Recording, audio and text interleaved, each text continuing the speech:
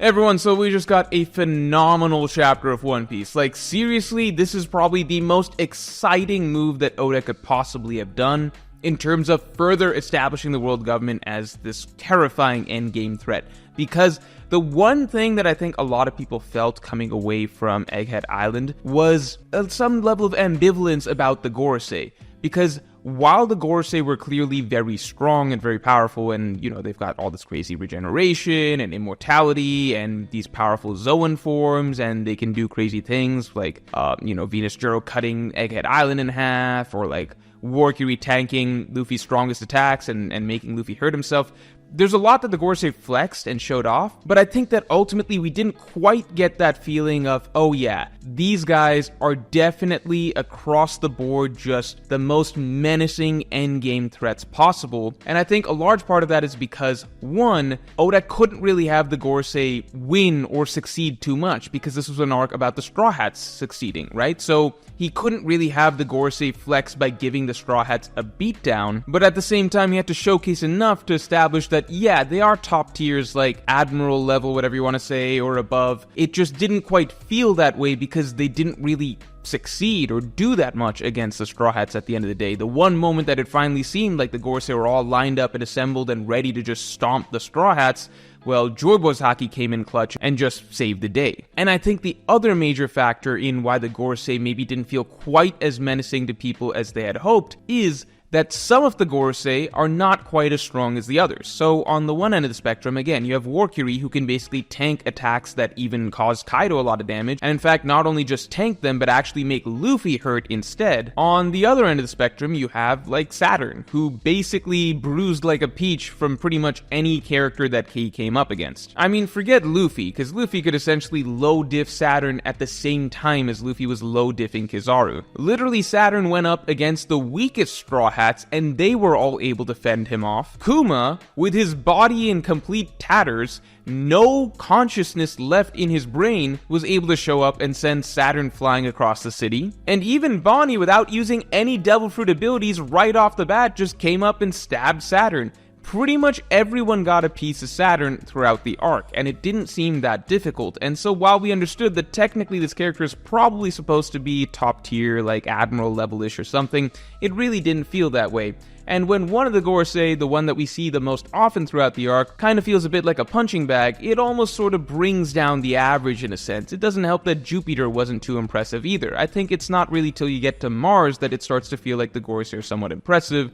Then of course Venus Juro pretty impressive, and then Warcury fairly impressive. But overall, I think the whole group could have been kicked up one more notch. And with this chapter, we basically get it. So I'm going to talk about this at length in next Tuesday's video. But Figarland Garling is likely the strongest Gorosei, and not just the strongest Gorosei. I think people are severely underestimating just how strong this character has now become after having ascended to Gorosei status. So again, next week's video is going to be heavily breaking that down, because I think Figarland Garling is set to be one of the most important villains in all of One Piece. And I think currently it is very likely that he's at least one of the top 5 strongest characters in the world, and could be a lot closer to 2 or 3 than a lot of people realize. So again, next week's video will be breaking that down at length. And here's the thing, cutting out Saturn, so cutting out the weakest Gorosei, and then adding in someone stronger than the rest of the Gorosei, that ramps up our perception of the Gorosei's overall strength a lot. So this was just one of the best moves Oda could possibly have done. He likely planned this for a long time.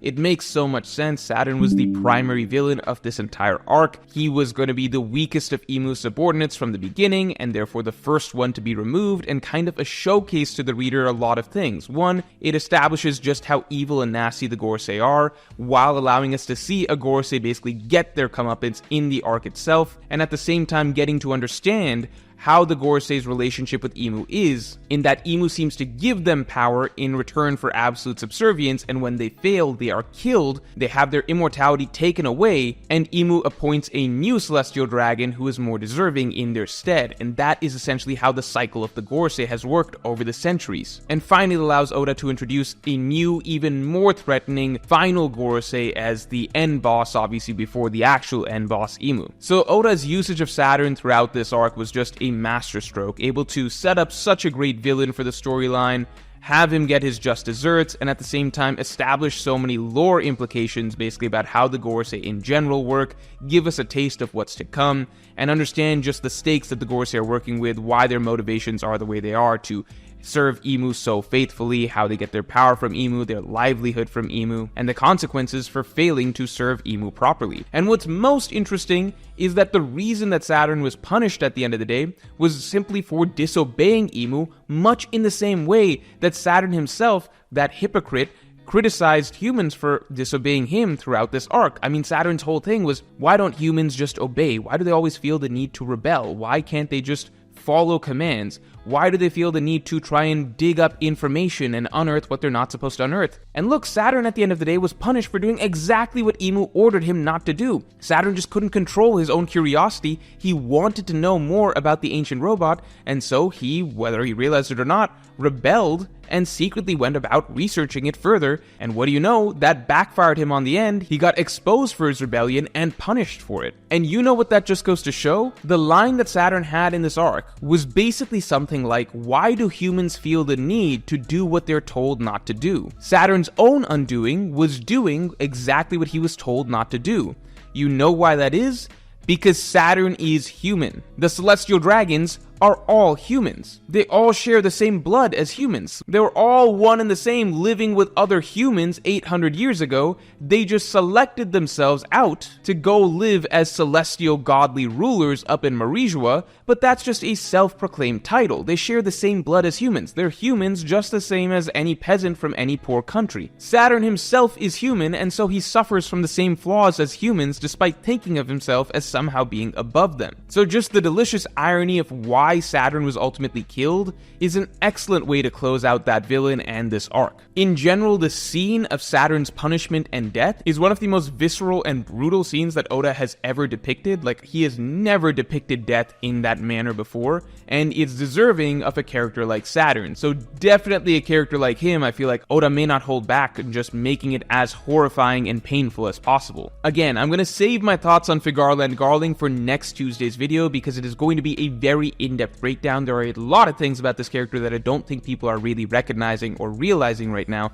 so wait for that video. But beyond that, I want to talk quickly about the Vegapunks. So I'm going to be honest, in general, the way that the Vegapunks' minds work and how when a certain Vegapunk dies, it seems like consciousnesses transfer over to different Vegapunks. I don't know where the hierarchy of that goes, because Lilith started getting different Vegapunks aspects to their personalities added to her after, Egghead Island ended, but at the same time, it's not like she got their consciousness. For example, York is still around, but Lilith just picked up greed again, so I guess that's not literally getting the York's consciousness back, just that aspect of her personality is returning to Lilith, I suppose, in some way. But then at the same time, you have Edison and Shaka and Pythagoras and Atlas all forming their own cluster over here. I don't know why they all flocked into one brain necessarily. And with the Stella, I suppose whatever personality aspect that represented, if it represented anything in particular, I suppose that is now simply gone, since it doesn't seem to have manifested in any of the, I guess you would say, 3 Vegapunks that now exist. The York Vegapunk,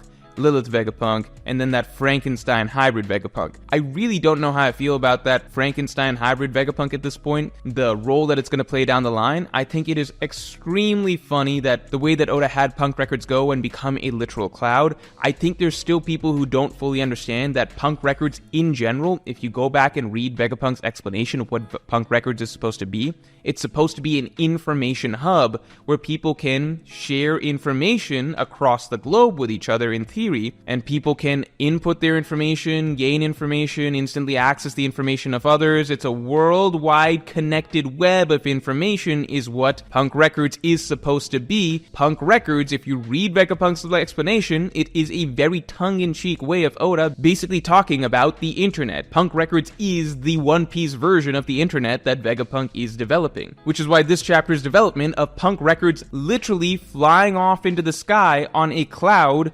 becoming the internet up there as a cloud, it's very, very on the nose. It's just a hilarious little real-world referential idea that Oda is capping the arc off with, that just this thing, this floating cloud of information now exists that one day 500 years or so from now will basically function as Vegapunk intended and allow everyone to connect and share information. Basically like the internet's going to exist in One Piece a few centuries from now. It's a funny concept. It's one of those things where I don't know if Oda actually wants to reincorporate that into the modern day story, or if he just likes that existing as a funny concept that he's written into the story as is. It's hard to say, but the fact that it seems like there is a plot line still out there for the Vegapunks with them connecting to Witheria, which is a nice connection for sure, in that it seems like there's so many connections between these various scholars that we've seen.